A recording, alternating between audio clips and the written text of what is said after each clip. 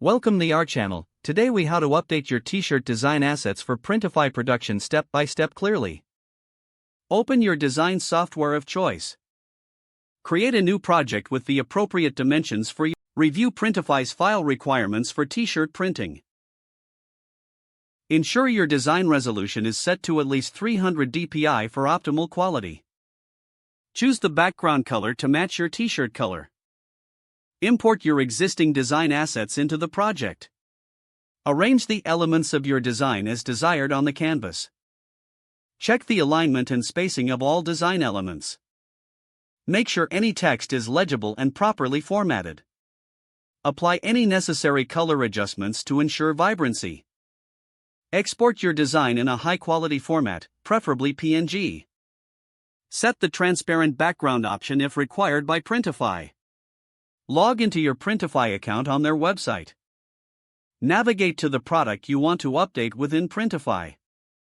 Select the option to edit or customize your t-shirt product. Upload your newly created design file to the product page. Adjust the placement of the design on the t-shirt mockup. Review how the design looks on various t-shirt colors available in Printify. Ensure that there are no visible borders or unintentional overlaps. Save your changes in Printify once you're satisfied with the design. Preview the mockup to check for any last-minute adjustments. Confirm that your product details, such as size and pricing, are accurate. Publish the product to make it available for orders. If the page does not load, refresh the browser or try again in a private or incognito window. Make sure you are using the correct email address, then retype it carefully to avoid small typos.